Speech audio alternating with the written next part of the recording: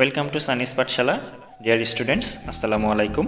আশা করি সবাই আল্লাহর রহমতে সুস্থ এবং স্বাভাবিক আছো। আজকের ভিডিওতে আমরা চেঞ্জিং সেন্টেন্স শিখব এবং এই চেঞ্জিং সেন্টেন্সের খুব গুরুত্বপূর্ণ একটা টপিক হলো অ্যাসার্টিভ টু এক্সক্লামেটরি। তো এর জন্য আমাদেরকে মাত্র 3টা নিয়ম ফলো করতে হবে। আমরা যদি এই 3টা নিয়ম জানতে পারি তাহলে আমরা যাবতীয় অ্যাসার্টিভ সেন্টেন্সকে এক্সক্লামেটরিতে রূপান্তর করতে পারবো। তো এর জন্য ভিডিওটি অবশ্যই প্রথম থেকে শেষ পর্যন্ত দেখতে হবে এবং যারা ভিডিওটি প্রথমবার দেখছো তারা অবশ্যই সাবস্ক্রাইব করে ফেলো, যারা অলরেডি করে ফেলছো তাদেরকে অসংখ্য ধন্যবাদ এবং ভিডিওটি শেয়ার করো। তো আমরা চলে যাচ্ছি আমাদের সেই 3টা নিয়মে।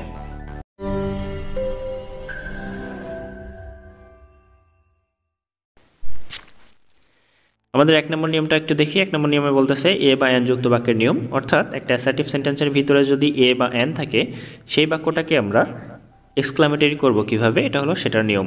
তো এর জন্য আমাদেরকে 3টা স্টেপ ফলো করতে হবে। প্রথম স্টেপটা দেখি, শুরুতে হোয়াট লিখব।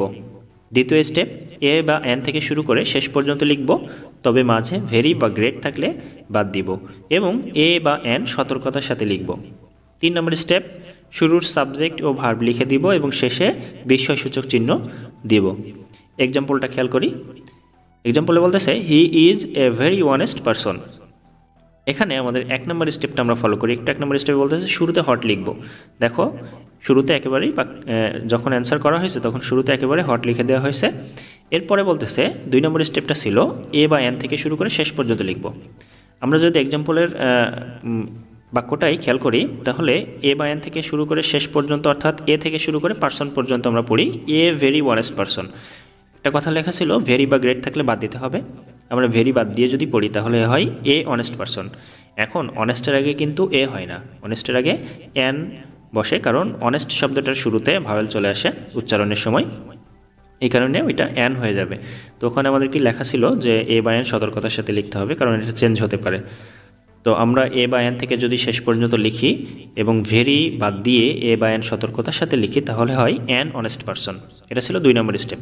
3 নম্বর স্টেপে বলা হয়েছে শুরুর সাবজেক্ট ও ভার্ব লিখে দেব। দেখো শুরুর সাবজেক্ট ছিল হি এবং ভার্বটা ছিল ইজ। হি ইজ লিখে দেওয়া হয়েছে এবং শেষে বিশেষসূচক চিহ্নটা অবশ্যই দিতে হবে, কারণ সাধারণত যেটা দেখা যায় স্টুডেন্টরা এই ভুলটা বেশি করে, শেষে বিশেষসূচক চিহ্নটা দেয় না এবং এর জন্য মার্কটা তারা পায় না। তো এটা অবশ্যই ভালোভাবে খেয়াল রাখবা, শেষে অবশ্যই বিশেষসূচক চিহ্ন দিতেই হবে। তো he is a very honest person, এটার এক্সক্লামেটরি সেন্টেন্স কি হলো what an honest person he is. আমরা চলে যাচ্ছি 2 নম্বর নিয়মে।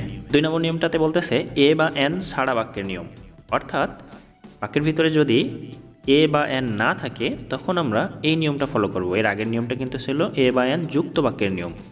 তো আমরা এর জন্য 3টা স্টেপ ফলো করব। প্রথম স্টেপ দেখো বলতেছে শুরুতে হাউ লিখব। 2 নম্বর স্টেপ অ্যাডজেক্টিভ বা অ্যাডভার্ব থেকে শুরু করে শেষ পর্যন্ত লিখব, ভেরি বা গ্রেট বাদ দিব। 3 নম্বর স্টেপ বলতেছে শুরুর সাবজেক্ট ও ভার্ব লিখে দিব এবং শেষে বিশেষসূচক চিহ্ন দিব। এক্সাম্পল বলতেছে হি রানস ভেরি ফাস্ট। এই বাক্যের জন্য এই বাক্যের ভিতরে দেখো কোনো এ বা এন ছিল না, সুতরাং আমরা এটা এই নিয়মে করব। এর জন্য আমাদের 1 নম্বর স্টেপ ফলো করতে হবে। প্রথমে 1 নম্বরে বলা ছিল হাউ লিখব, আমরা 1 নম্বর স্টেপে হাউ লিখে দিলাম। 2 নম্বর স্টেপে বলা ছিল যে অ্যাডজেক্টিভ বা অ্যাডভার্ব থেকে শুরু করে শেষ পর্যন্ত লিখব, ভেরি বা গ্রেট বাদ দিব।